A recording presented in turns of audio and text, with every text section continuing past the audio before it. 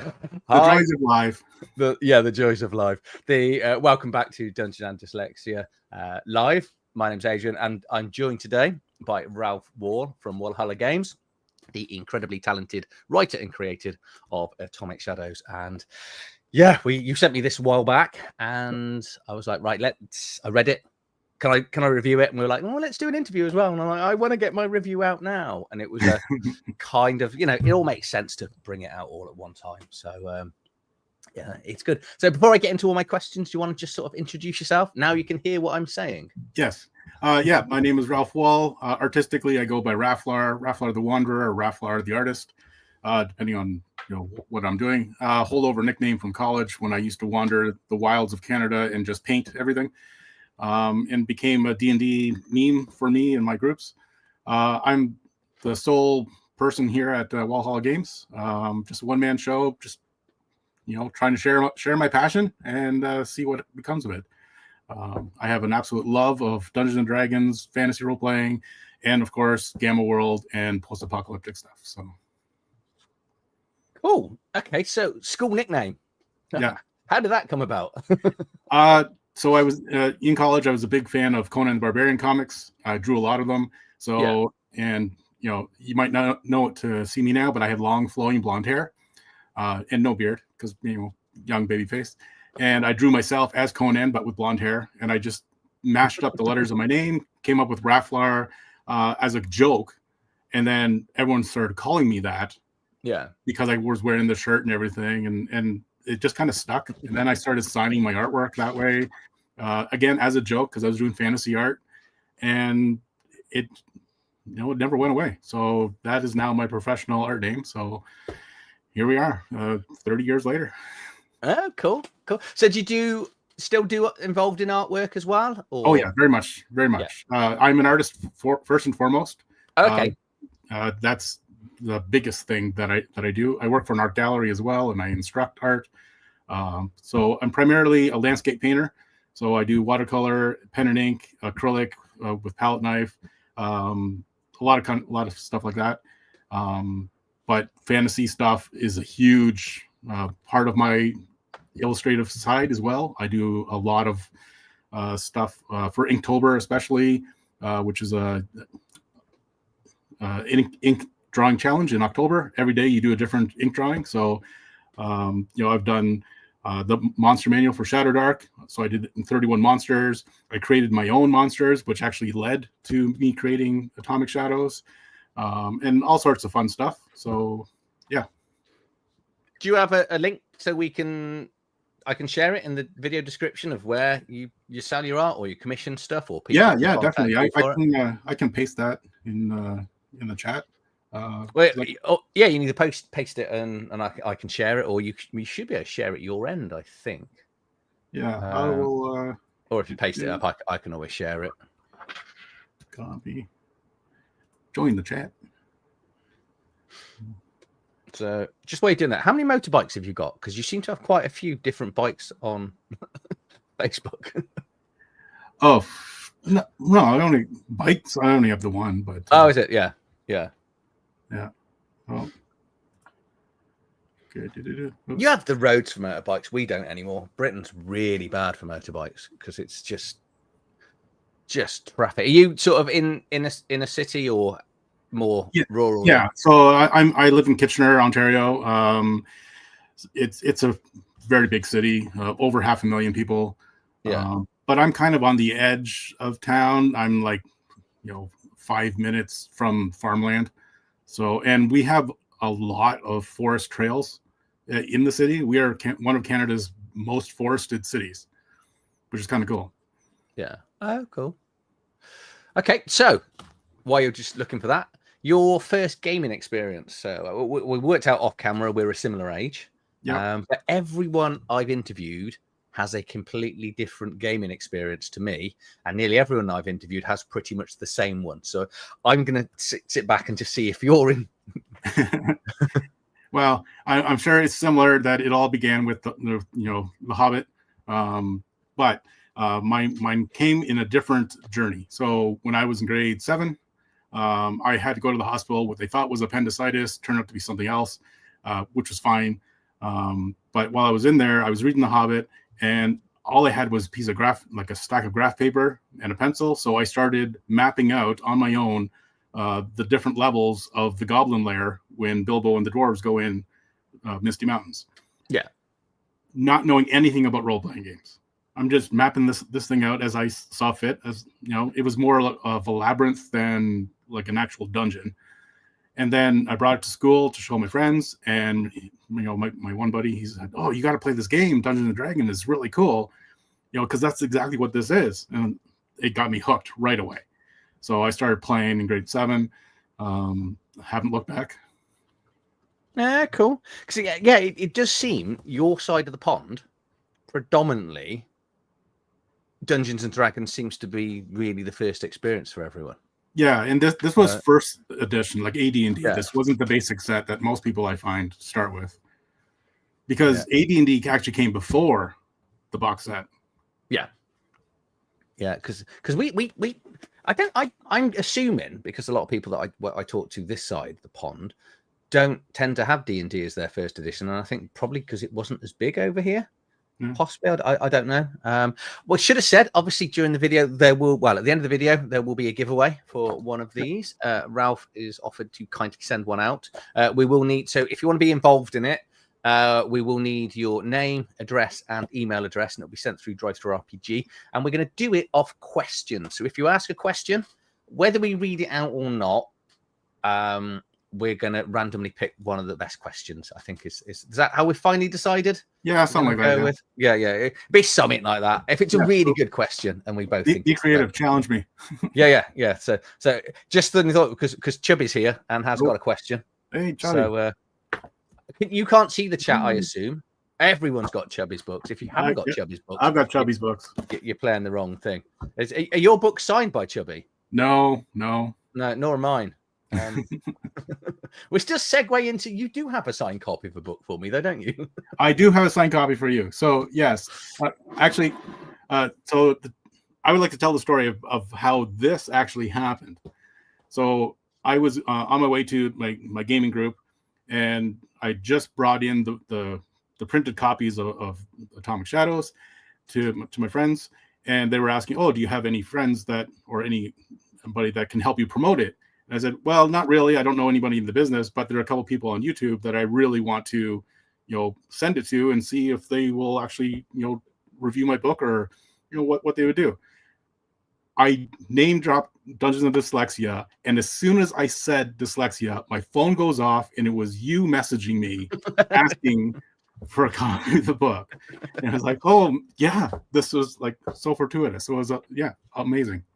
Yeah, no, it was, because you came back. I was actually, because it's one of those really weird things, because you don't want to be like you're begging. Yeah. But when you see things, sometimes you're like, "Oh, I wonder if, you want to," and some people send me stuff, some people don't. I'm now getting a lot more sent to me than I used to. Mm-hmm. But yeah, it was one of those. And then it sort of, I think it was about 2 or 3 weeks and nothing happened.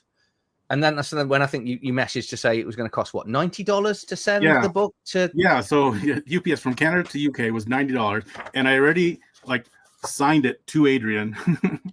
So I have a signed copy for you. Should we ever meet in person? But no, I just went the route of drive-through RPG and send it to you directly that way. Yeah, because $90 just to ship the book was a little too much.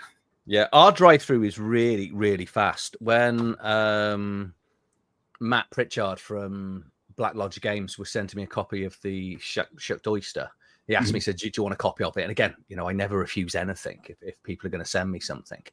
And I got my copy in England before they actually got their copies to Sal. Because drive-through RPG in your country, in America's quite slow, but then you're a bigger country. It's not because you're Canada, aren't you? I'm Canada. It's it's a larger country. In England, there's probably only 6 people that use drive-through RPG. I don't. So here we go. We're getting the questions flooding in now. So we got the Geiger Counter question. So we've got one here from Pookie. So what is your favorite post-apocalyptic film, and why is it not A Dog and His Boy? Dog and His Boy, Don Johnson. Nice. My favorite post-apocalyptic film,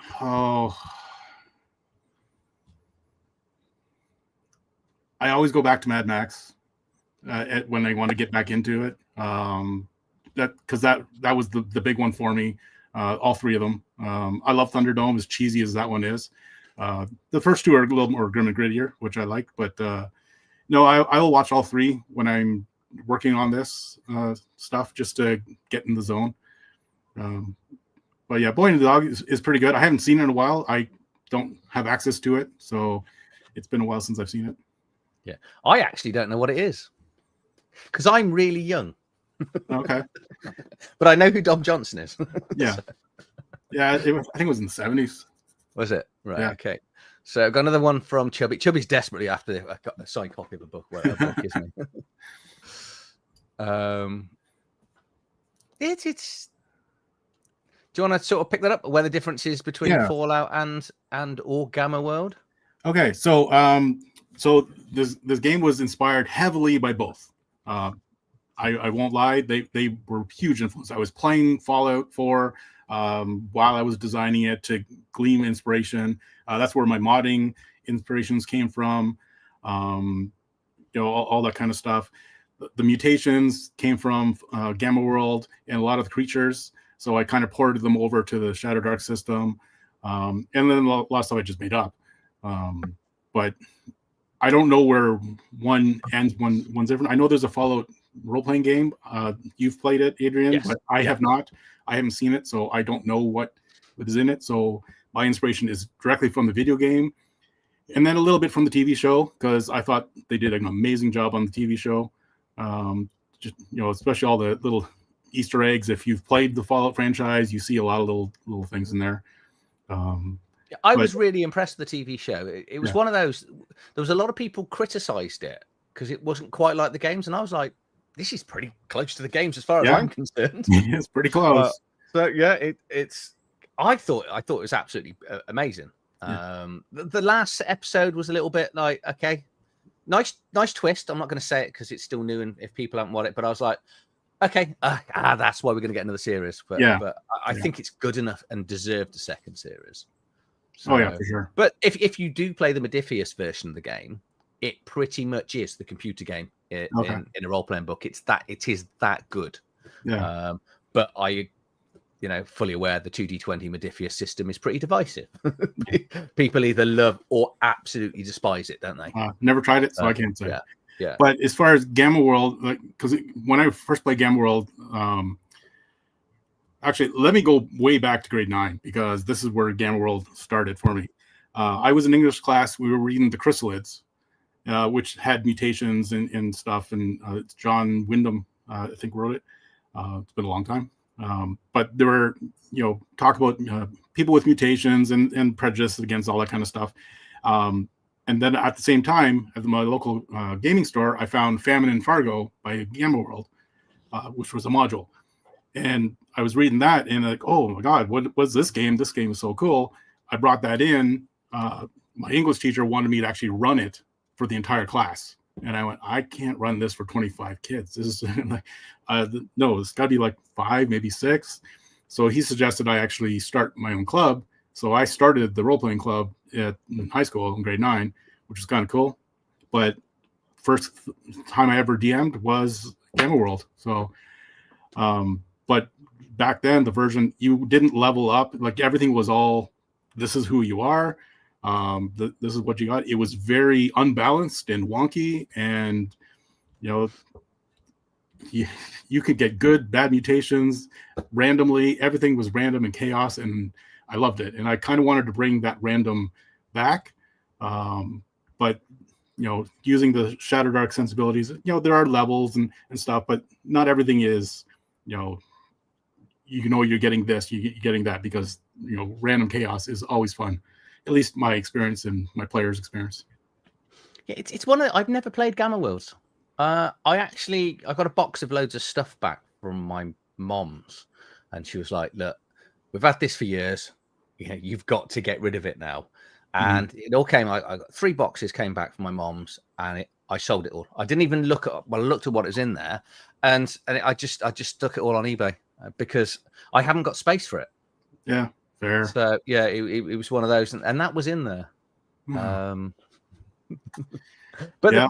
Several people have asked on the video that when I did the review, because there is the Gamma Dark that's on Drive-Thru RPG. Yeah. So which I I have. initially called Okay. mine Gamma Dark. So I already made most of it. I announced it back in December online. Like I created my own Wallhalla Games website and Facebook page. I announced it, and 6 hours after my post, Bardic Mischief published his 300-page Gamma Dark book on Drive-Thru. It's like, oh, so he totally beat me to the punch, which is fine. Yeah. Whatever. I was a little disappointed that I couldn't keep the name, but fair is fair. He did all the work already, so I have not looked at Gamma Dark. I haven't, because it says on there that it does contain content being created by AI, and I was like, okay. But I do believe, not that we're here to talk about that at all, but apparently someone has said that is coming through a Kickstarter. But okay, we don't care, because we've got this. So what I want to do is let's take people through some of the book. I'm assuming people will have seen the review, but even if they haven't, we're going to do it anyway. So I'm guessing then all the artwork and stuff is your work. Yes. Which is obviously, as I've been discovering this, art is by far the most expensive part of the whole of this process to make it look nice. And because you do it yourself, everyone thinks it's cheaper. But the problem is, by doing it yourself, you're stealing time from yourself. So it actually costs you a lot of money because you can't do your real work. Yeah, that's fair. Like I am fully aware of how blessed I am that I am a graphic designer, an artist, and a lover of the game. So I am covering everything, and I don't need to rely on anyone else. So I understand how lucky I really am. Yeah. And I think John Pingo here is absolutely right. And we probably should say, I actually think it's a better name than Gamma Dark, because it separates out from that. And I'm going to use plagiarism in a nice way. And I don't mean it in a horrible way for the other book, but this just has a better sound and feel to it. Yeah, no, in the end, I actually agree. I think it was a blessing in disguise. For one, it gave me more time, because now I didn't have to rush, because the original book was only 80 pages and now we're at 148. So I got more time. And then going to the people that were supporting me, like John's been one of my supporters right from the very beginning. He's been great. So like having people like that help me decide on the names. I had a poll, and people voted, and I went with what people liked the best. And it was honestly my favorite of all the options as well. So it worked out. No, that's good. And I do love, obviously, you got your sort of classic American diner, and you've still managed to get your donut sign in, which classic Canadian donut shop. We had another question. I missed one question out actually from Rob here. So what is your favorite inspiring fantasy sci-fi artists? I'll go the old school big four: Elmore, Easley, Parkinson, and Caldwell. Those were big, huge influences. And then name drawn a blank. But all the black and white art from the OSR, I just love that style. So I was really trying to bring that vibe back. That just the pen and ink, scratch, drawing. So those are the big ones. I mean, there's a lot. Like Vallejo and Rosetta. Like obviously those would be big ones as well. They did a lot of really cool pen and ink. I like that. So that's kind of what I focused on for this. Not so much painting. Everything here was done digitally on an iPad. Oh wow. Yeah. Well, I'm trying to get good at that. Yeah. Right. Just another medium, which is really hard because you're drawing with a plastic pen on a sheet of glass. So the tactile feel is very different. Yeah. See, my daughter does it, and she's an artist. Yeah. But that's all she's ever really. Well, obviously she's done a little bits in school, but I guess you've got 20, 30, 40 years worth of the tactile nature to undo because there's an element of pressure, isn't there, in drawing and things that line and stuff. I do listen to her occasionally. So I find that I'm doing more digital when I know it's going straight into a book or something. But if it's just for like art for the sake of art, it's always tactile. It's on paper. I prefer that. Yeah, because I do a lot of watercolor and pen and ink washes and all that kind of stuff. So. No, cool. So we've got a few questions. I want to do a little bit of the book, and then we'll get back to the questions. Because can you read? And now your YouTube's off. I assuming you can't read the questions unless I pop them up. No, well, if I look really, they're all small on the side. Yeah, If you pop them up, I can read them better. Yeah, no. What I'm going to do is I'm going to stop it moving my end, and then get on with showing a little bit more of the book. Yeah, go ahead. I do like it. ShadowDark books are a little bit hit and miss with this, using the inside cover, and appreciate because some of it can be issues with drive-through RPG. So you've got to be careful where you put it, haven't you? Yeah, so I couldn't do it with the drive-through book, but I have it on the PDF.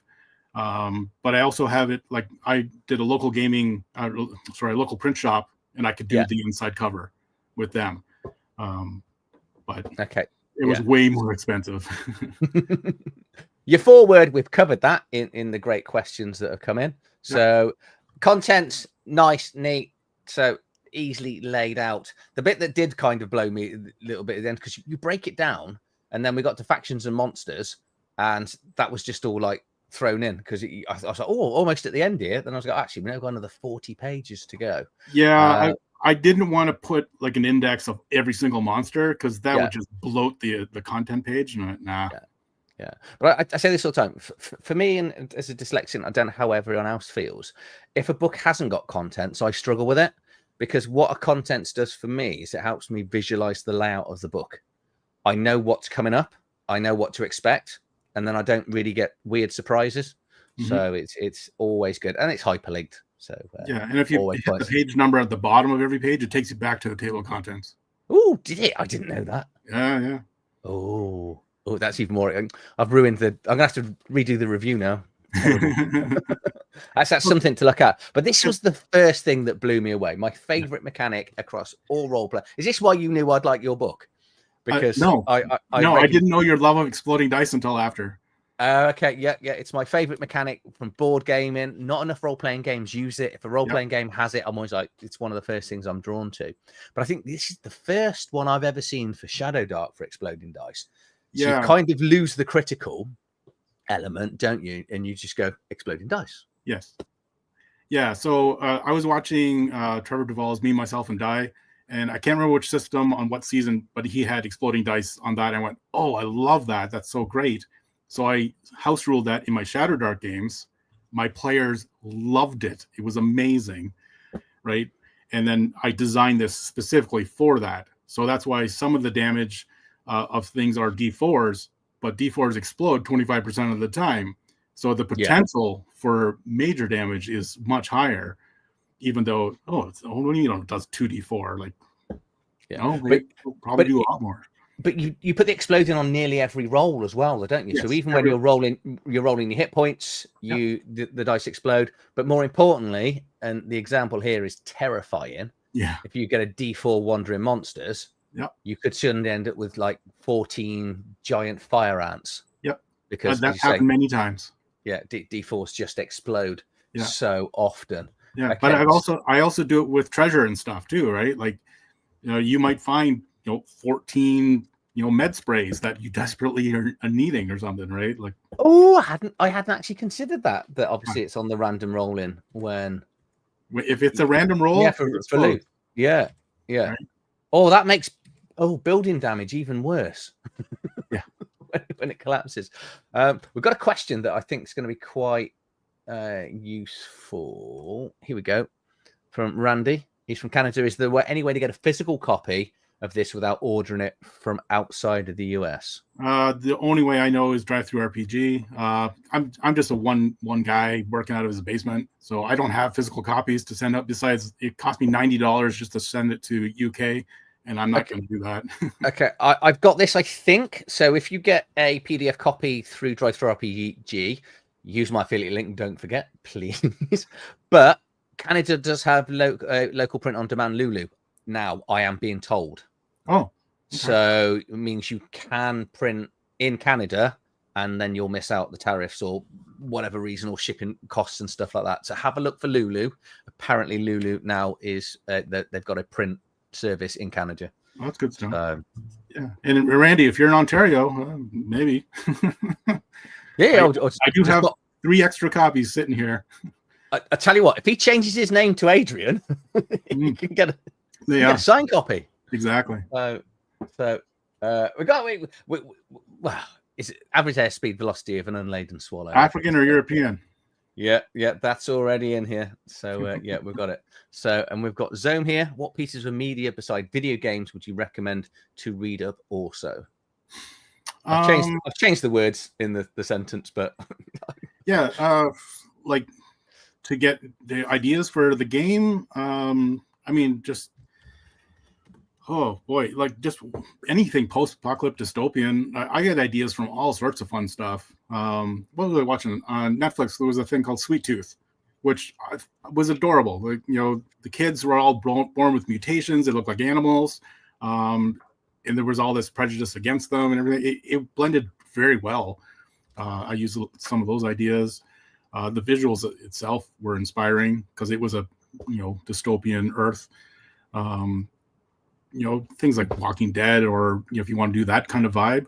Because when I was designing this game, it started to evolve on different ways you could play it, right? You could do a Walking Dead, or you could even play X-Men superheroes, because mutations, right?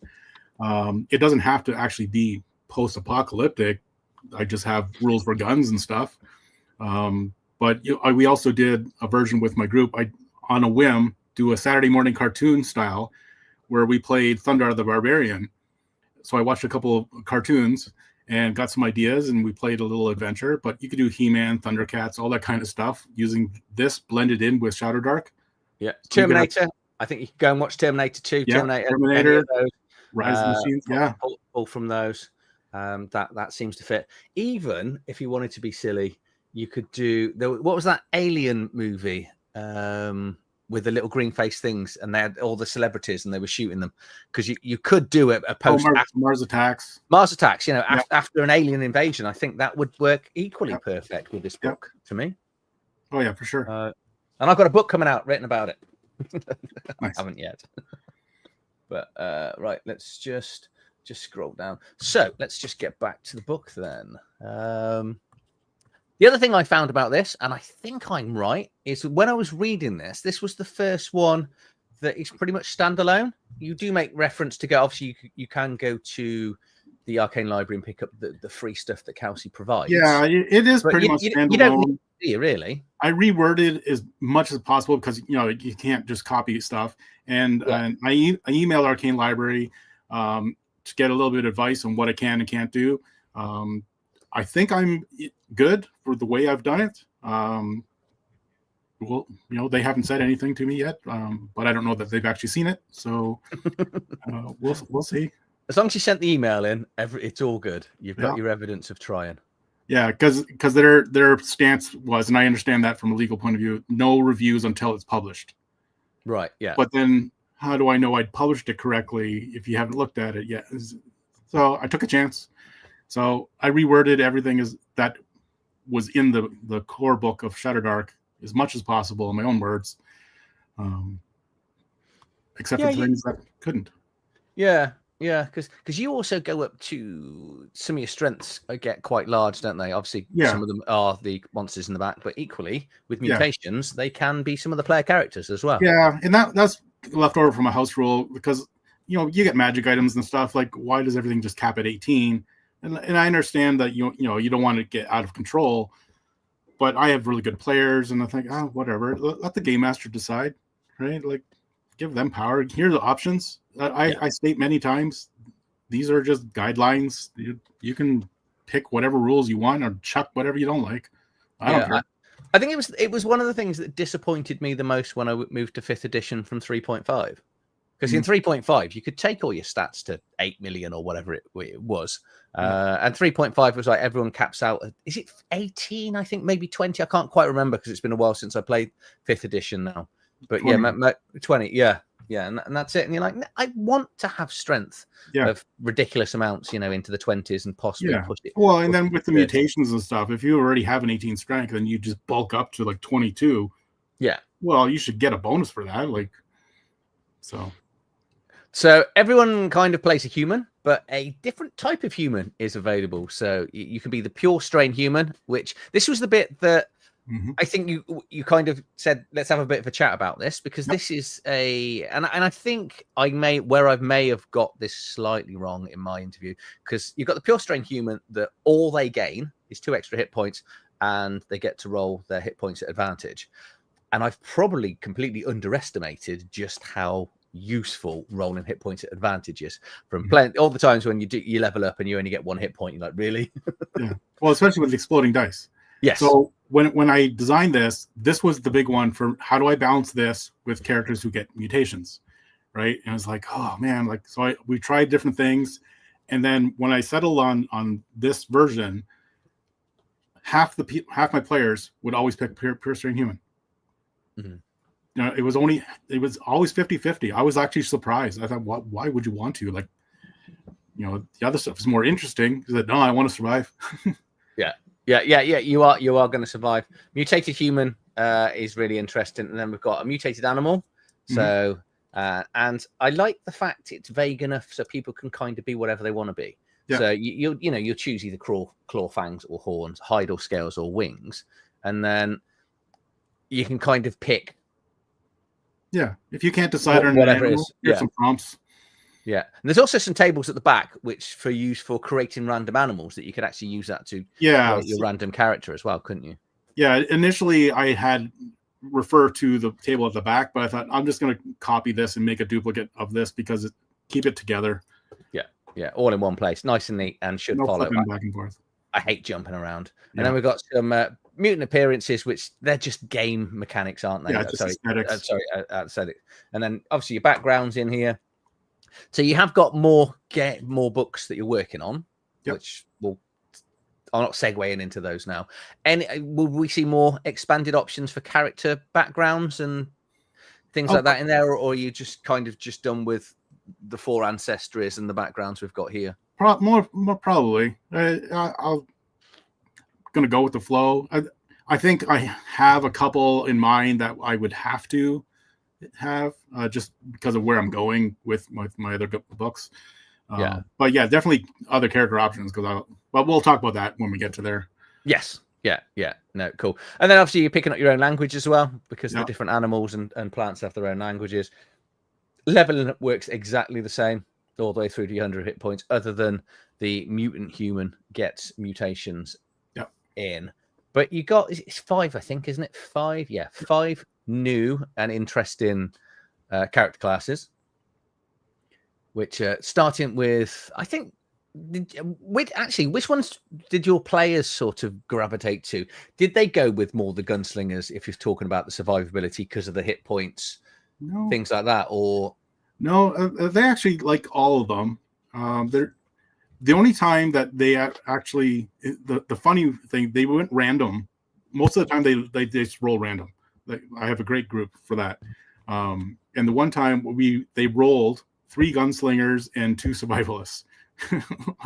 So up to 5 players. So it's like, okay, sure, whatever. Right. Yeah, because it'd be interesting to see whether the savant at a D4 on advantage. So we did end up with more hit points. Yeah, than we did. Others. We had a savant who had 13 hit points at first level. Easy. Yeah. Easy. Everyone stand behind him, I think, even though he's technically the brains of the party. Yeah. So okay. So scavenger, and we got the survivalist, and then the sort of road warrior, Mad Max type character here, haven't you? Yeah. Which is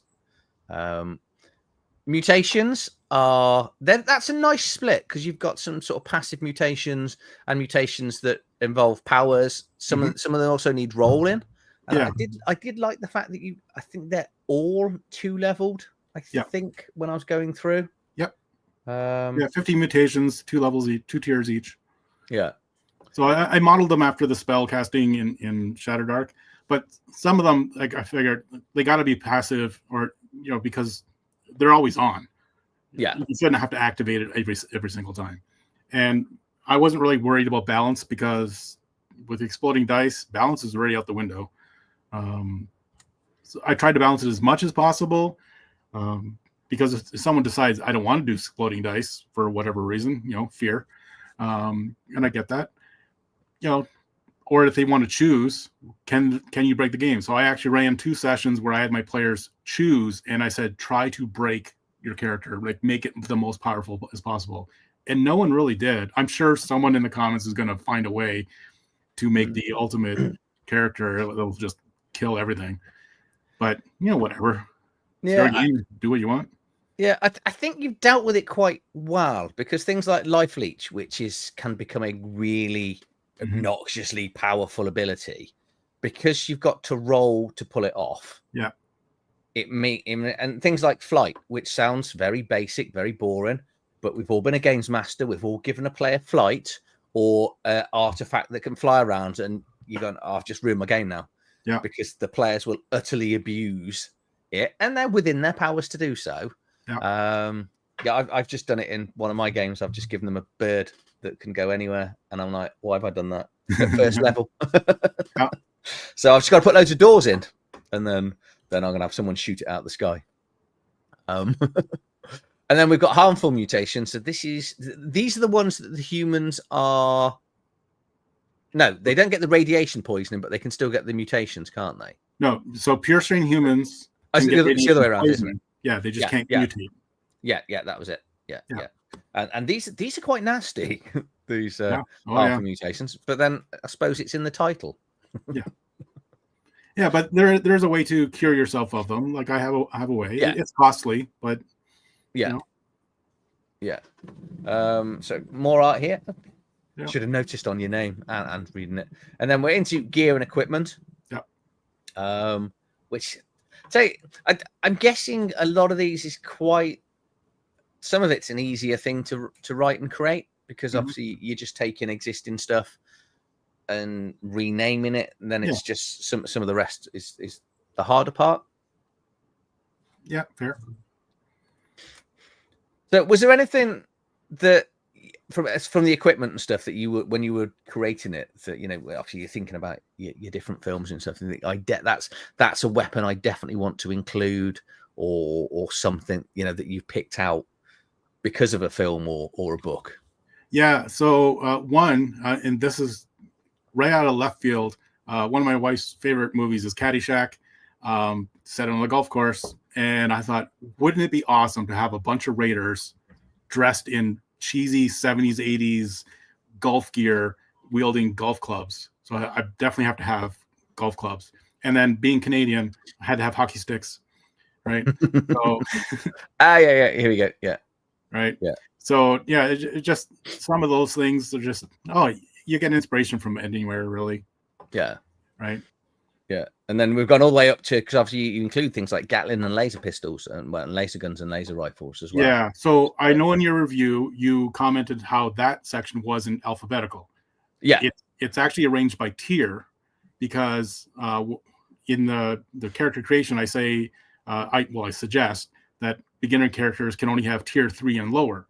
I didn't want you to check every single one. What tier is it? Now you can just go, from here up. Okay. Yeah. Yeah. Right. You're right. You're right. Because when I actually look at melee weapons, because only 3 of them are outside of the tier, aren't they? Yeah. So that's why I didn't notice it. Yeah. So look at the second part of my channel name to realize why I don't notice these things. That's all good. Okay. So we've got another question here from Mac Dog.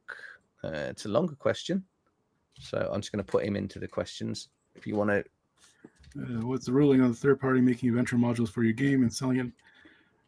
Oh, okay. So go right ahead. A couple of people have already done that, or are in the process of doing that. I keep forgetting to put something on my website about third party stuff. I'm just gathering several agreements, like Arcane Library and Morkborg, and a couple other people have that. So I want to reword it to my own, but I'll be posting it. I already have some logos, made for ShadowDark or made for Atomic Shadows. So I will endeavor to get that on my website, Wallhalla Games, as soon as possible. But yeah, feel free. I think that's great that you feel inspired to do so. Yeah, no, good. We've got you a sale. Oh, so nice. There you go. Off-Grid Gamers adding it to his wish list. Awesome. Thank you.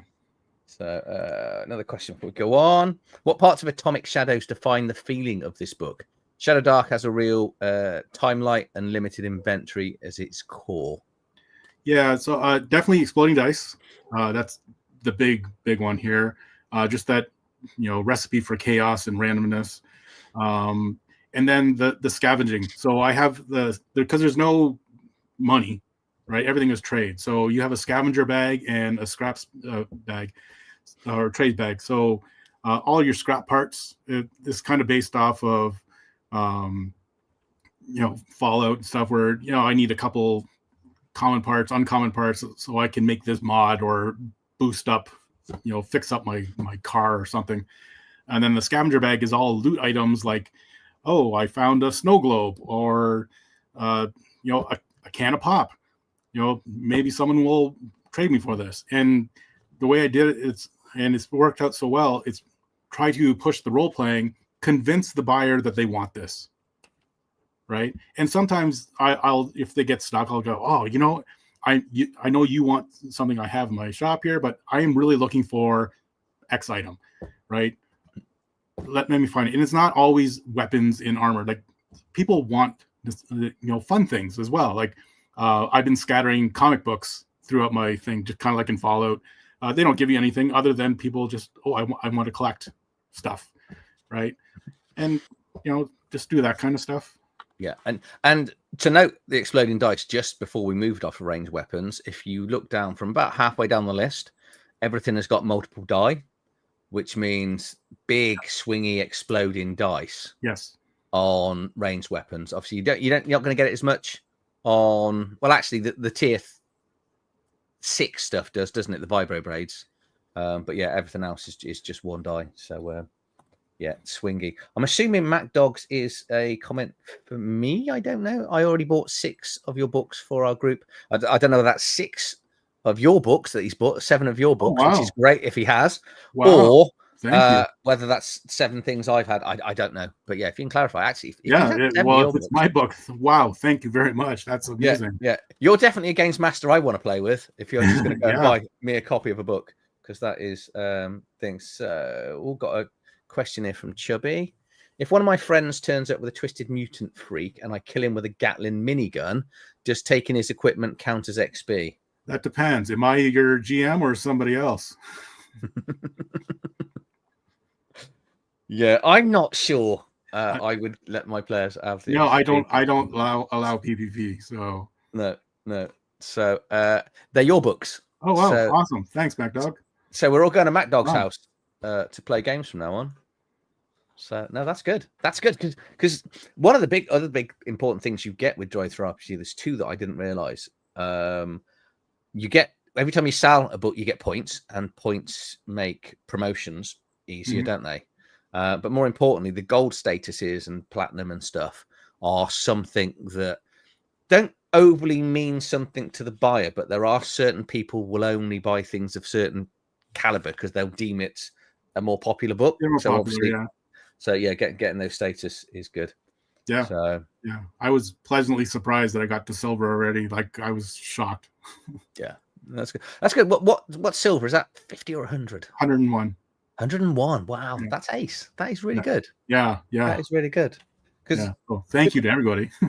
Yeah, no, but I think, as I said right at the start of my review, this is the first one that gives people options other than just continuously playing. There are other options that aren't quite fantasy, but I think post-apocalyptic things is probably one of the most underrated and undercreated things in the whole of the genre. Even when you're looking at board games and things like that there aren't many companies that take the risk, because I think fantasy is quite an easy sell. Yeah. If you create something in fantasy, everyone likes fantasy, and if you're not going to do fantasy, you go sci-fi because sci-fi should sell. Post-apocalyptic it's a slightly thinner audience, so but get it right. Yeah, and I think what you've done here, like we were saying, there was the one question I think it was Zoom asked it. What references could you have? And I think because you could go Mad Max, zombies, aliens, AI taking over the world. Yeah. Or even X-Men or whatever. Yeah. Yeah. Because you've deliberately created a world that is not well, it's world agnostic, so you can just put whatever. It's up to the games master, whatever you read that morning. Go, this is the way I want the world to be. Yeah. But also, if you were then going to go and buy, and I'm not going to plug Chubby's stuff because I've sold far too many books for him from pushing his books. But if you go and pick up something like his Games Master's Guide, which really moves on the ShadowDark hex crawling stuff, which I'm sure, that Games Master book is so magnificent for hex crawling that you don't need a world. You can just create a world just off the back of what he's thrown in there. Yeah. So to jump on that, I know we're going to talk about it at the end, but that is actually helped influence how I'm doing my world building in my setting. I'm actually going to turn it into more of a hex crawl as opposed to a detailed, here's where everything is and, specific places and all that kind of stuff. Because I find it more fun. I think he just went platinum. I think he said yesterday on his Games Master thing, which is hardly surprising. Pookie's giving me grief. So I get experience for everything because I do.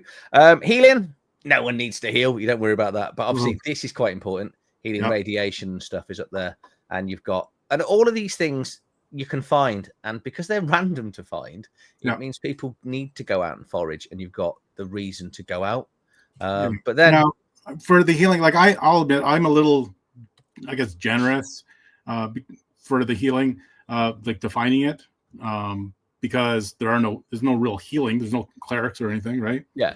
So you need to have something. But at the same time, I roll randomly. Okay, there's 1 plus 1d4 med sprays that in this cabinet. Go ahead, somebody roll for me, right? And I'll let the players roll. It's in their hands, right? Sometimes it's a 1, sometimes it explodes, and all of a sudden they got 16, right? So there isn't anybody that doesn't love exploding dice when it happens to them. However, as a games master, when you roll and then you pick up the dice again, it's just nice to see people's faces and they're going, hold on, and then you roll and then you go, no, I'm not done yet. You just it's exploding dice. It's such a great feeling. Scavenging, obviously, this is your baby then, isn't it? As well as exploding dice. Yes. This is the bit that you really like. So we have got a little bit here about building types and collapse buildings and things like that first, which is that then determines how difficult it is to succeed in the scavenging role. Yeah, my thinking was like the more intact a building is, the greater the chance that you'll find something in it because somebody's probably been living there, something. If it's like fully collapsed, it's probably been looted to death by every wandering, wastelander, so there's probably nothing there, or it's just too hard to find at that point. Yeah. That's how I had it in my head. I had the second one in my head that it'd be heights hard to find. And then you went and this surprised me is like your D20 random buildings. Yeah. Because I was expecting 6, maybe 10, but 20. It's more than needed, which makes it from a replayability point of view greatly appreciated that you put the extra work in. Because when I'll just quickly flick over, we've then got a D20 for every single building as well. Yeah. And it's not even 20 items, it's more than 20 items because you've like on different numbers, you've added more in. So you've probably got 30 or 40 different things. Yeah. So when that happened, when I was working on that, I was struggling, and I got to have some good loot tables. I want to make it fun and whimsical and on theme. And we never get the yellow pages, like the paper phone book. For some reason, one showed up on our doorstep that day. So I just went through all the different business types, and I said, okay, I picked my 20 most common that I would see around town. If I see it in this city of 500,000, that's a type of place that I would put in here. So, and then I just went through a lot of supply websites, like, for agricultural supply or, whatever, the nursing supply. And then I just picked out items off their website and just shoved it in there. Cool. Because everything, I probably should just do this, shouldn't we? Because this is your replacement for currency, technically, isn't it? Your scrap parts. No, so scrap parts are. Oh, no, that's for making items, isn't it? For making and repairing. Yeah. So you can find like actual loot, or like, sporting equipment or a Hawaiian shirt or something. I don't know, whatever. But you can also just find scrap parts, where there's just generic random bits that on their own are useless, but you can use them to mod your equipment, your armor, your weapons, your vehicle, or to repair. Because we missed out that rolling natural 20s, didn't we? Because in the game mechanics, if you attack and roll a 20, you get a roll. You get to roll another die, don't you? Yeah, it assumes that one of your dice exploded. Yeah. And if you are attacked with a natural 20, your armor automatically goes down by 1 point. Correct. That's right, isn't it? Hence the reason for driving for the repair. Yeah, and if you roll a 1 with your weapon is damaged and does half damage until it's repaired. And if you roll a second one before you repair it, it's destroyed.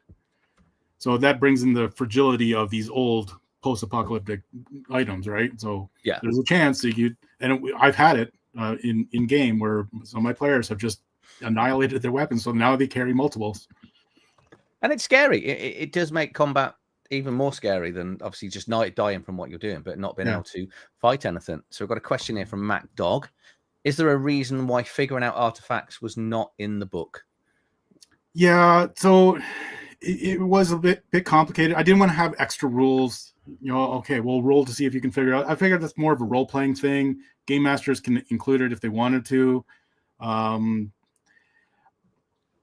was already figuring I have rules for this and rule for that, and I had to strip down a lot of the stuff, going, no, keep it simple, streamline. Like, that's the whole point of ShadowDark, is streamlined and it's just go. Like, I don't want to think about it. I don't want to have to do too much math. And I know in the original Gamma world, pure strain humans were the only ones that could use certain artifacts, because they weren't made for mutated people. But I decided to get away from that, keep it simple. Everyone is proficient with everything. If you want to include that, game masters, go right ahead. I'll do that in a role-playing way sometimes. Like, if they find like security armor or something, and the player is playing like a mutated, he was playing mutated elephant. Well, it's not going to fit him, so he has to get another set, because he's so big, and mod it so that he's got 2 sets made into 1 set of security armor for an elephant-sized humanoid, right? So, but it's just up to the GM. Yeah, cool. So we've got a question from Dom. Probably just keep saying, if you are new to watching this, we are giving away a copy of this at the end. We will need your email, name, and address, and to be included in the sweepstake, whatever you're going to call it, random lottery thing, you must donate £40,000 to my channel. Now, all you got to do is ask a question, any question, and we'll put you in. So Critical Dom automatically qualifies for this. With Oat Sweet, are we surviving after the fallout? That depends if you roll a 1 or a 20. Yes. So John Pingo back with another question regarding dex checks and looking at buildings. I that's a situational thing, I would say. It can be the entire building is collapsing. It depends on how big the building is, really.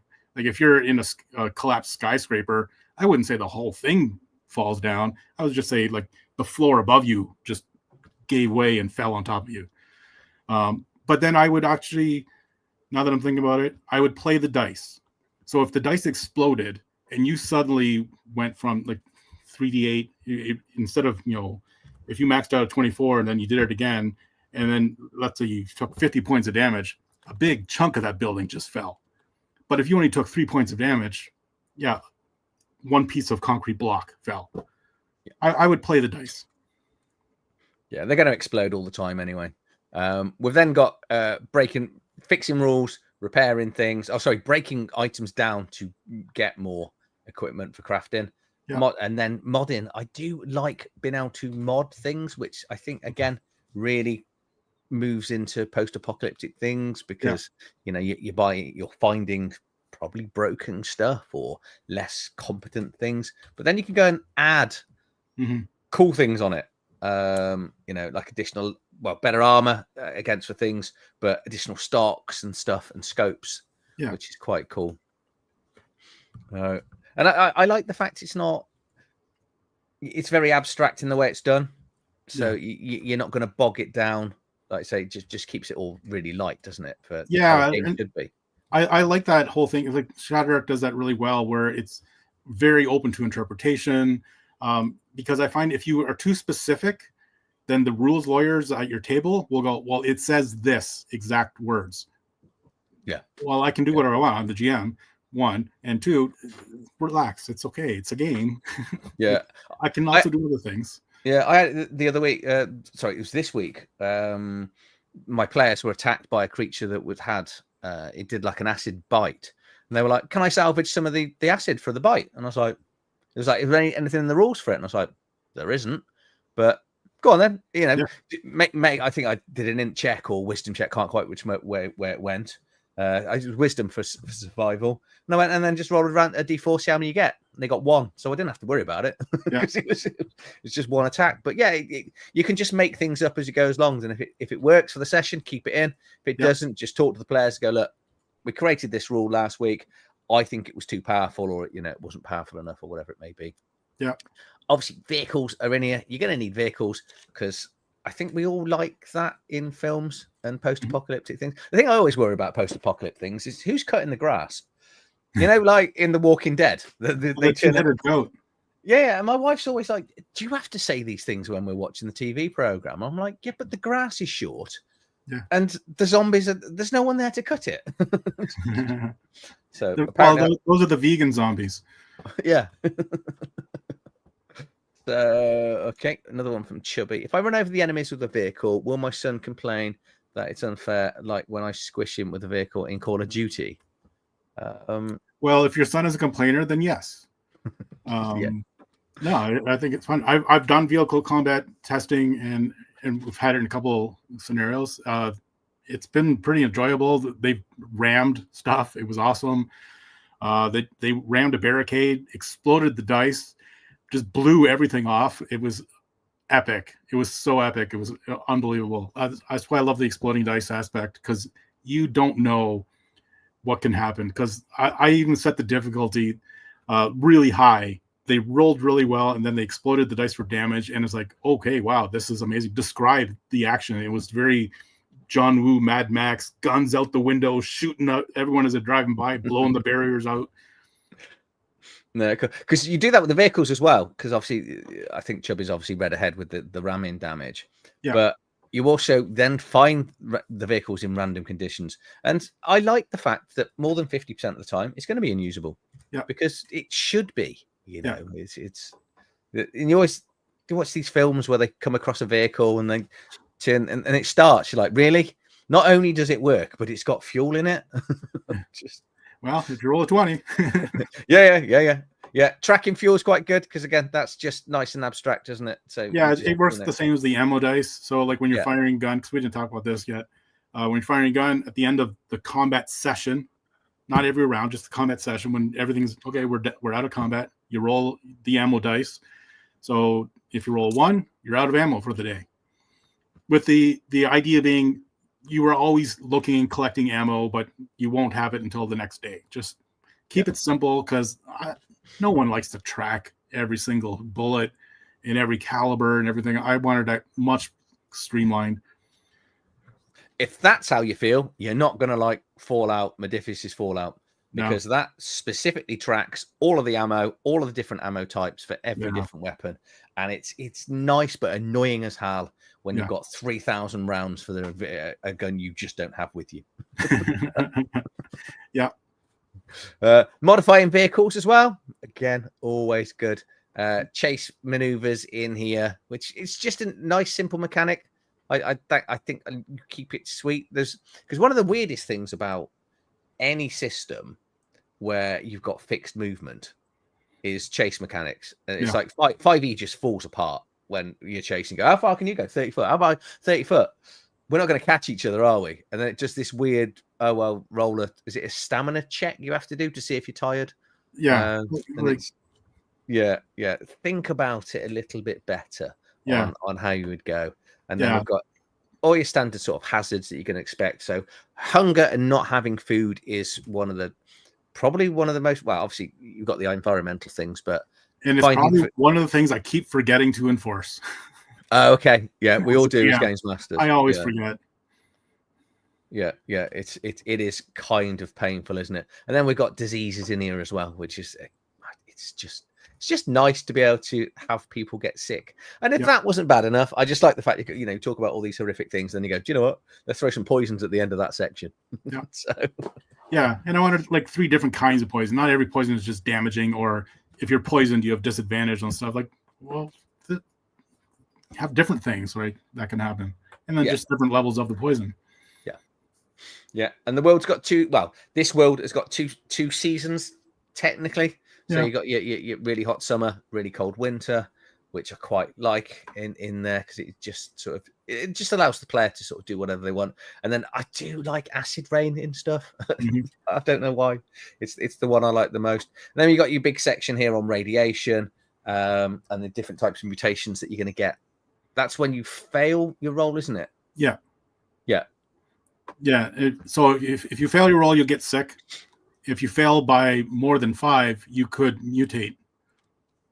Right. Yeah. So, and it could be benign or harmful, and because harmful is in the middle of that the average roll. The average roll, it's dangerous.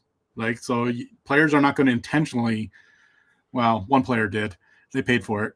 But I have seen people comment on that because on ShadowDark character ancestries, and you've done it as well. You've done the 2d6, where some people have created ones and they've used a d12, and people don't, because the d6 does that beautiful. Can't think what it's called. Bell curve. That's what it's called. Where a d12 doesn't have one. Yeah. Every number equal chance. So like this, you say 5 to 9. Yeah. More chance of actually having that harmful mutation in there. Yeah, I did that on purpose. Yeah. Factions didn't need to be in here, but this was wonderful that it was, because the hardest thing we have as a games master is not what the faction does. It's a bloody name that is cool enough to make the faction interesting. Yeah.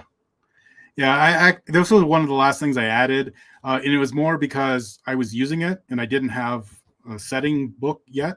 And I thought, I'm just going to throw it in there. People can use it or not use it. I want it in my book. I didn't even know if this was going to sell. So I made this book first and foremost for me and my players, and then hopefully, and obviously it has been successful, but, it's more of a setting thing, but it might spur some ideas for you. Who knows? Yeah. Jumping Goat agrees. And they're really good and really interesting. I know we've got the Zealots of the Atom. I think I know where you got that from. Yeah. Absolutely fine. And then we've I wasn't expecting this in your book at all, of just making random monsters yourself, which just is really nice, because most books will have monsters and you've got monsters, but then you're going, as a games master, if you want something a little more interesting, I can't say this word, and I really struggled in my review, so thank you for throwing. Yeah. I still can't say it, and I'm not going to. That's fine. Yeah, I mean, ShadowDark, the core rules has a make it weird section, so you can actually take your monsters and then mutate them in certain ways. So I was a little inspired by that, and then when I was doing the Inktober of making my own monsters, there was a chart I found online. I cannot for the life of me remember where I got it from. I just printed it off and lost the link, but it had all these different tables of different types of creatures. So I was inspired by that as well, just to, go nuts, make your own stuff.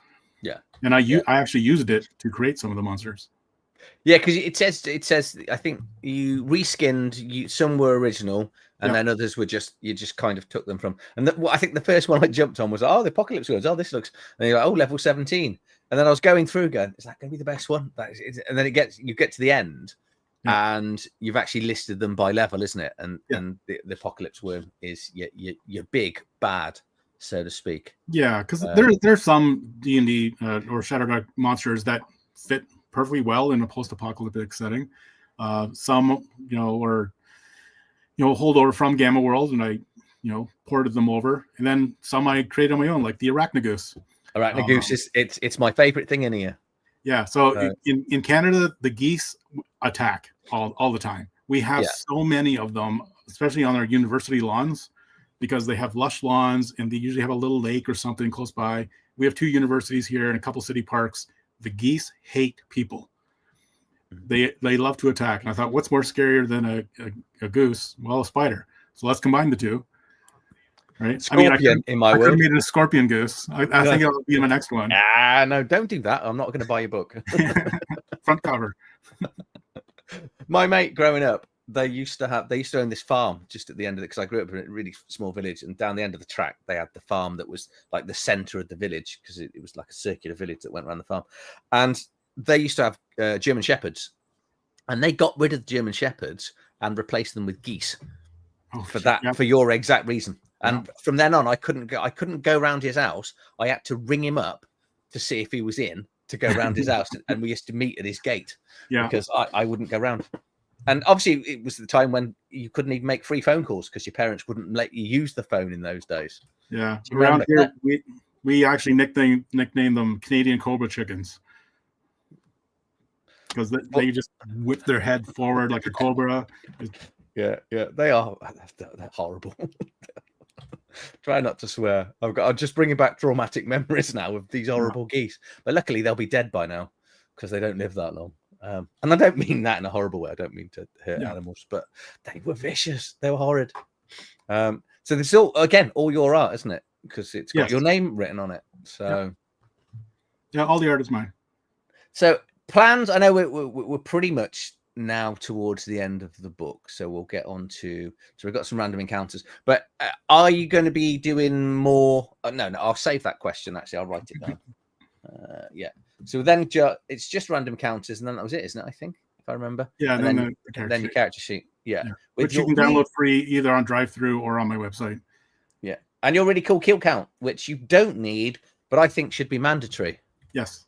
Oh, it's just so fun. Everyone at my tables, we're always keeping track of it anyway. So yeah, and what I like is the fact it's a kill count, not a most damage count. Yes, which actually creates that really gritty sort of environment, but fun, where you're fighting something, your mate's attacking something else that's about to go down. Yours has got more hit points. You just like jab that one and then come back to yours. So no, that's cool. Okay, so that's the book. I say that's the book. I always do that's the book and make it sound more negative than it is, which is it's never intended that way. I know. So we've got these 2 new books that are coming, Machine Uprising and then the campaign setting. So what I'm going to do is I'll stop sharing now and get back to us. So let's do the cybernetic cyber ones. Terminator. Whatever it's so I couldn't finalize my ideas for androids and cyborgs and stuff, so I thought, okay, I'm just gonna let's put it on the shelf for a while, and then as I'm getting closer to my due date, and then I passed my first due date, passed my second, and as I'm sticking to the third one, just get this book out here. I thought I'll just make that a supplement. So in the campaigns that I'm running, I have 2 groups, and they're on separate paths in the same setting. So the one is actually going into the cybernetic area where they're discovering, people are becoming cyborgs and all the androids, and the whole followers of the voice type of deal. So it's all AI kind of stuff. So they're helping me create it while we play, because that's the best way I find to create, is just happen organically, and then come home, do some more ideas, play test it out, see what happens. So that'll be mostly, and it'll be new weapons as well. And I'm toying with the idea of having lesser experimental weapons, so that, because right now, like laser rifles do 3d8, but maybe there's like a lesser one that just does 1d8. Because people just I want to fire a laser. Right? Right? Why do I have to wait till I'm at 5th level where the DM will actually give me one? Yeah, and also they're going to die. I want to fire before I die. So I might include that kind of stuff, new weapons and new classes. Well, I have an idea for 1 or 2 classes anyway, so we'll see about that. And then the Shadows of the Wasteland was the second name for this game. It was Atomic Shadows or Shadows of the Wasteland. Those were the 2 tops, and Atomic Shadows won. So I used Shadows of the Wasteland as my campaign setting. Yeah. So it is set in Southern Ontario, post-apocalyptic. We have a lot of like Amish Mennonites that live around here in the farmland.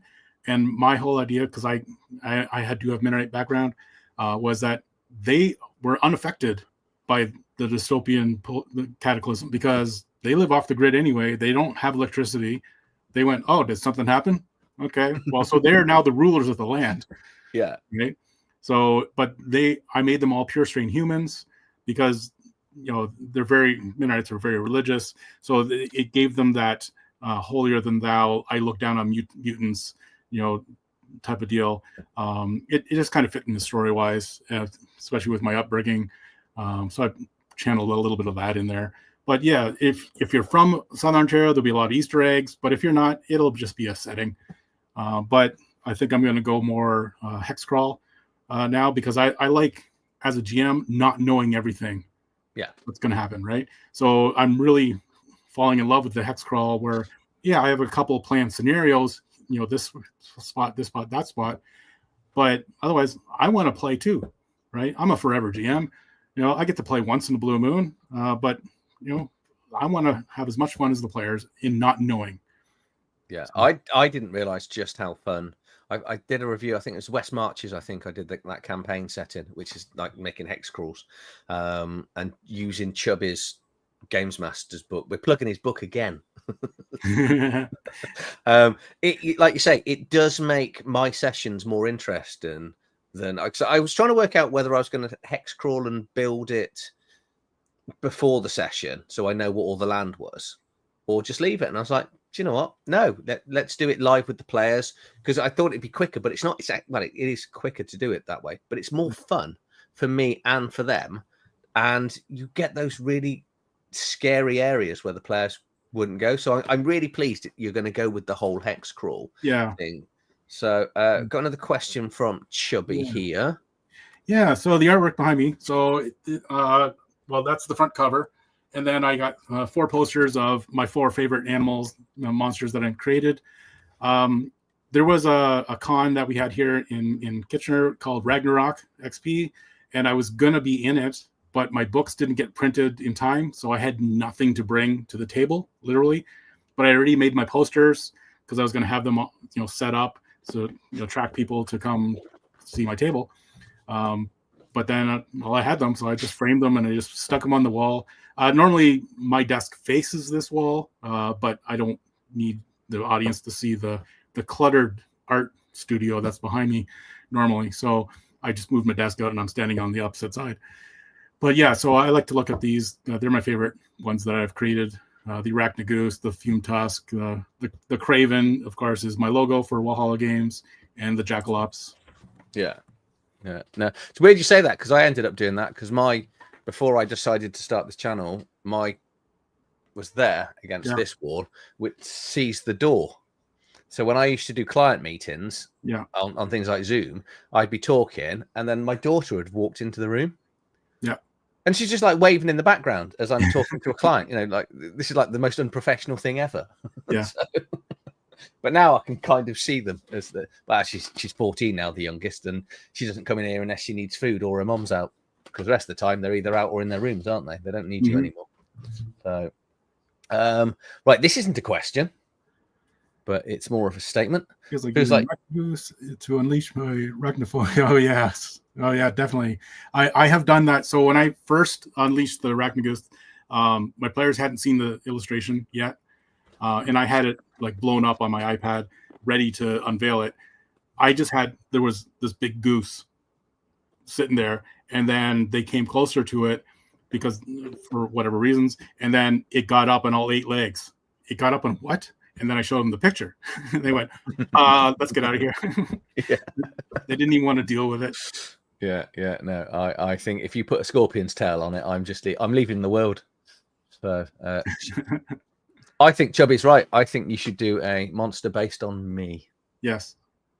Adrian with a scorpion tail. That'll be cruel. Yes. I'll just not be able to look behind. It'll be fine. So our very own spitting image. Oh yes, there we go. So yeah, so is the science one's coming first. Is that the plan, or is it depend on the group progressing really?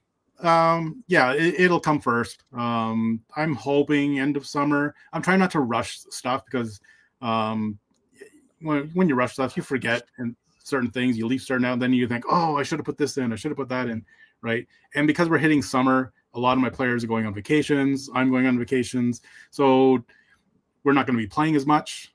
And I like to get as much play testing as possible, especially when you're introducing new stuff. Yeah, I want to make sure it's balanced with the rest of the game.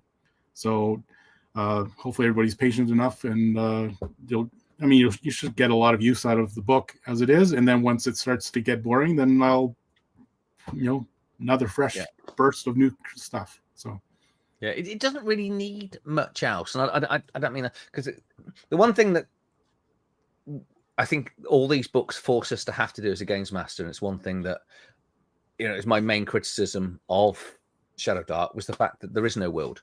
But now, if you'll get used to, I'm not going to say Chubby's book again, because I'm going to stop plugging him. But you don't need worlds with that one thing. Let's say you use it, I use it, I'm using it all the time, and it just means you don't have to think. Asking if I can get a free book for the previously stated nefarious purpose is good enough question to qualify. Yeah, any question is good enough to qualify for a question. So yeah, you're down on the list. So it's not per question, it's people. So you're a 1 in 10 chance of winning the book, and I do have my number picking noisy wheel to pick the book to. So everyone will be really excited by that. It's the highlight of this channel, that is. It's not me or my scorpion tail. Yeah. So I've got some non stuff. Well, you've already answered the one, which is obviously, do you prefer gaming or playing or thing, but it's a you're a free ever GM. But so just going back to non-related stuff to your books, right? Started on Dungeons and Dragons and sort of Hobbit stuff. So what are you playing now? I know you're playing 5th edition later tonight, you said. No, ShadowDark. Oh, ShadowDark, is it? So, we're starting a ShadowDark game. So before I was doing this, my one group was playing in Waterdeep, Forgotten Realms. I had actually created a big 6-foot map of Waterdeep in Illustrator. It took me years to create. I actually met with Ed Greenwood. He actually signed it with me. Like it was an awesome night. And playing that, they just absolutely loved it. And we had this kind of like Miami Vice-esque storyline. So I called it Waterdeep Vice. Oh, hey, Trevor. So they want to go back to that just for a break because some of the players can't make it. So just before we get back to the Atomic Shadows. So we're starting that just using ShadowDark rules tonight. But then tomorrow is normal, Atomic Shadows. Yeah. So ignoring ShadowDark and your own books, you're not allowed to pick that. What is your favorite book that over the years? Like favorite game? Yeah, favorite game that you've played. That's a tough one.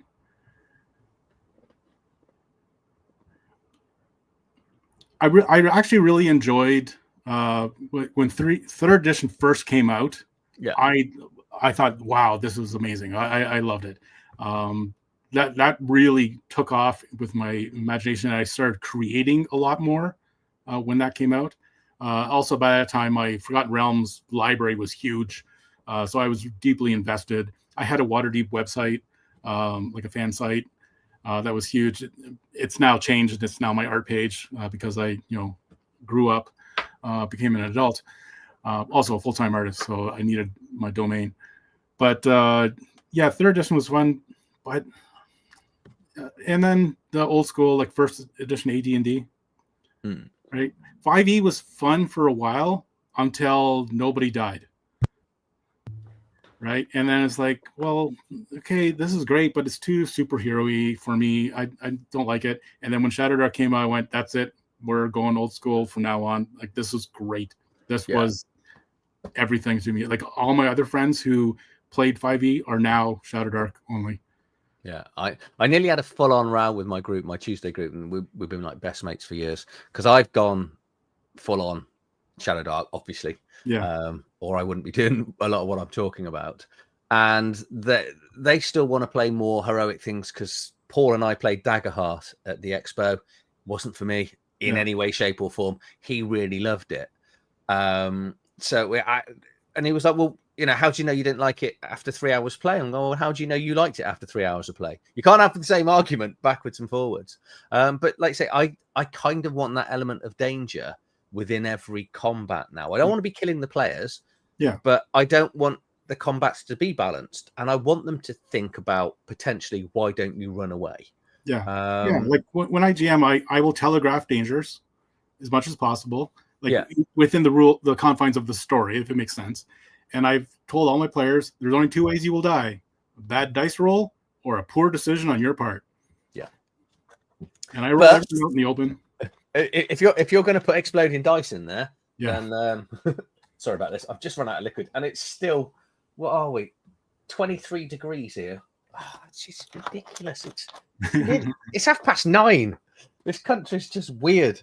Yeah. So it's the summer. It should be raining by now. So one of the really good worlds that I've played, and I don't know if you've read this, is Femoria, which is So any thoughts on doing something like that for your Atomic Shadows? Because what I love about that, I actually purchased it based off of your review. So thank you. Thank you. But I find I've been purchasing so much that if I don't have a physical book, I tend to forget, oh yeah, I got the PDF. So I have the PDF. I haven't looked at it. So until I get into it, I don't know how it will affect what I do. Well, what it's based on is years and years of actual play with players. Yeah. So my thought is, obviously, you're doing all this play testing with Atomic Shadows. You could just create those worlds. Yeah. And then just use all the experiences that the players have done to write those down to make your world book. That's kind of what I'm doing. Yeah. Cool. So yeah. I was kind of there. And then I have old topographical maps, like I found on some government site. Of the area. Now these are all dated from I think 1999, but whatever.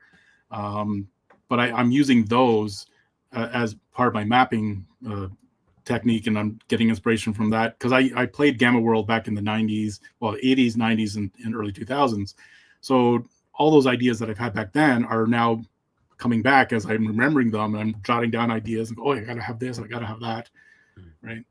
So but then I'm also still doing fantasy stuff as well, too, right? So I got a couple of things on the go there, because my wife, she doesn't play a lot, but when she plays, she loves the bard. But ShadowDark didn't have a spellcasting bard, so I created one called Trickster Bard, or Bardic Trickster, I can't remember. Anyway, it had spells, but she doesn't like combat, so all the spells are illusion and enchantment. So I think I have 2 spells in there that actually cause damage. Because she loves doing parody songs. So I basically modeled this after her.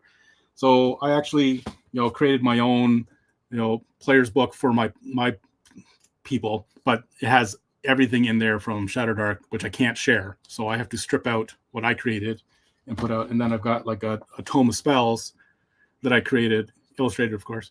It has just tons and tons and tons of spells for all the classes. The priest, the wizard, and then now my druid and bard. So those things are going to be coming out as well, on top of all this Gamma or Atomic Shadow stuff. When? Probably sooner than later, because I already have them. It's 8.5 by 11. I was going to say that looks complete. All you got to do is make it a little bit smaller. Yeah, I'm just going to put them in A5, and then so I'm hoping in the next couple of weeks I'll have something out there. Just life tends to get in the way. I just finished doing a big mural project for the downtown city beautification project. I did a 10 panel for all the patios that are downtown. Got facelifts, so there were 10 different artists. We all got to paint stuff, so I was doing that. I was helping run Robin in the Hood festival. So my past month has been crazy busy with outside projects. So plus my day job, right? I work at a museum and a gallery as a graphic designer. So sometimes I'm too much in front of the computer. I come home and I don't want to be in front of the computer anymore. Yeah, no, don't blame you. There's But there is that, you know, one of the reasons why people are successful is because we don't shut off. Yeah. You just because especially if you enjoy it. I know people always go, you know, do something you enjoy. You don't work a day in your life. You still do, whether you hate it or not. But yeah, if you enjoy it, it is a damn sight easier to get up in the morning and go, you know, I'm going to commit to this. The thing I've noticed is I don't watch any TV anymore. Really now, I watch about an hour a day. That's it, and that's just because at 10 o'clock at night I sit in a room with my wife so we can spend some. She doesn't work. We're at home together all the time. Right. But I'm always in my office, either working my main job, working my second job. I've got a third job as well. And then I've got 2 YouTube channels. And then in between, I walk dogs and stuff because I just keep myself busy. Yeah. But this is just, you know, or if I'm not doing that, I'm reading. Yeah. Oh, me too. I mean, I've got all this. Plus, I do my personal art on the side. And then I've given it up most of the time. But I was also a DJ for a long time. So there's always something going on with me. Right? Yeah. I don't want to be bored. Yeah. Do you do like DJ role-playing music? What was it? Bolt Thrower, wasn't it? And back in the 90s. Yeah. So the funny thing is, I always forget to play background music when I'm GMing. I have playlists. I have everything set up, and I always forget.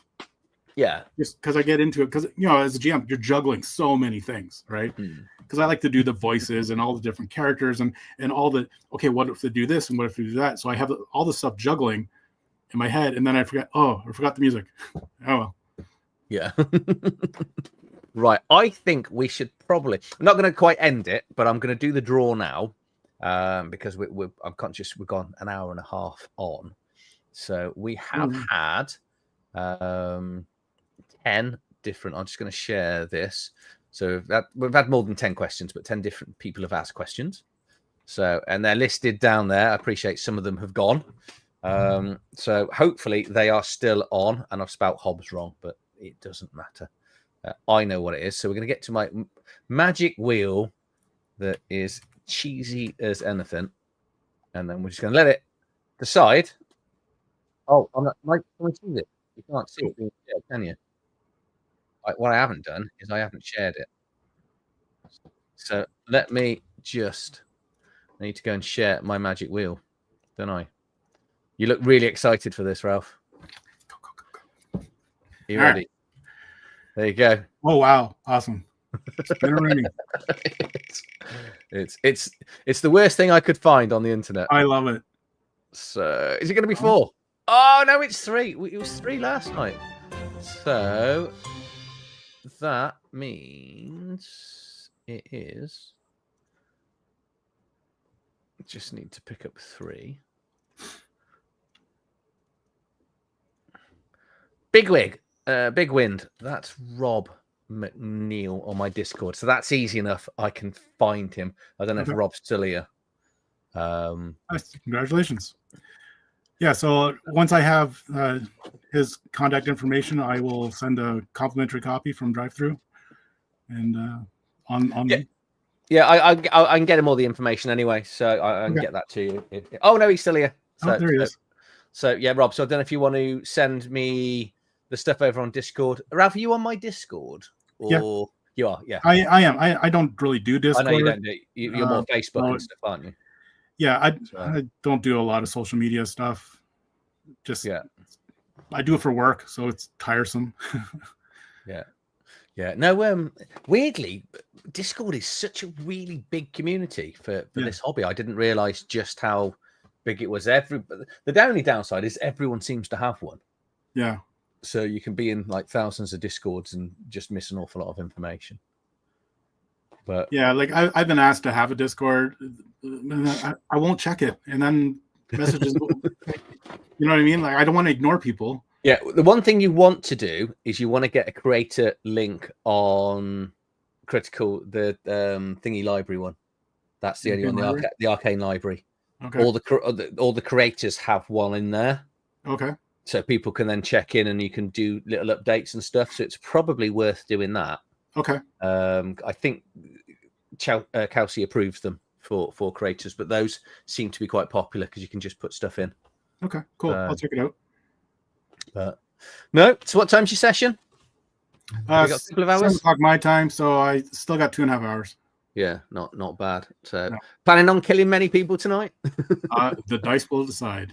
Yeah. So what you're doing, because that's straight ShadowDark, is it? Yeah. So they just want to have a little break, go back to Waterdeep, do their investigate, because they had a TPK, so they want to go and find the other party type of deal.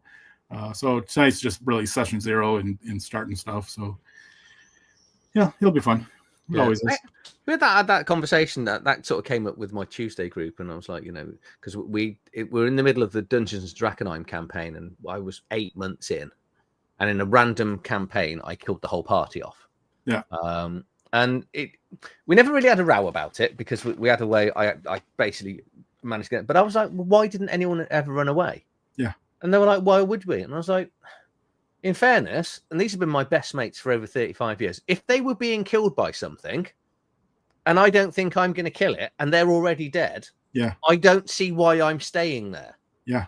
And yeah, so it basically led to everyone, even though they knew they couldn't win, actually dying and technically ended the campaign.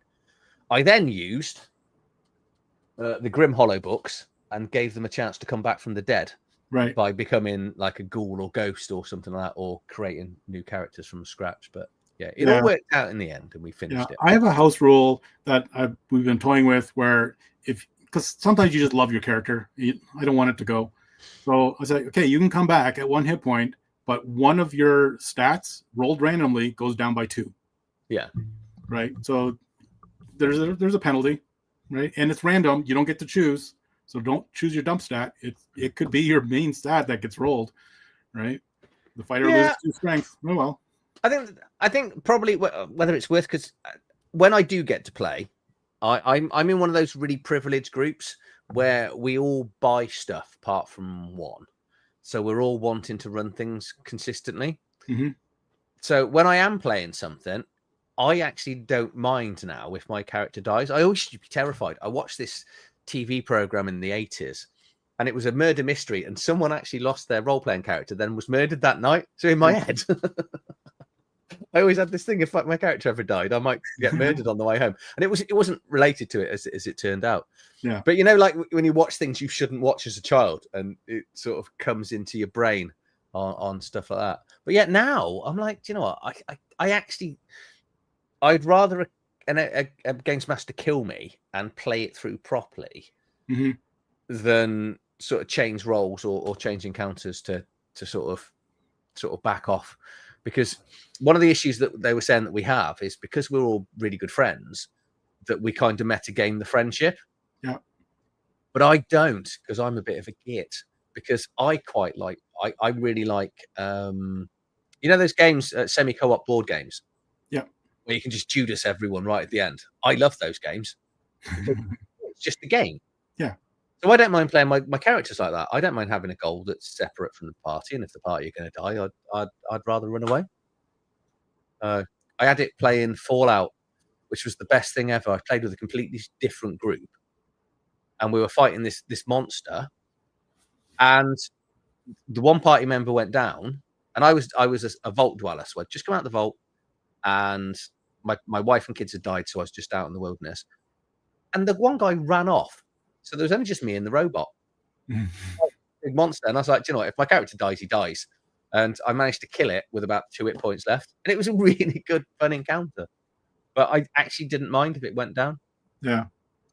So hopefully we should see those 2 books within the next couple of weeks. That's the plan. That's my plan. Yeah.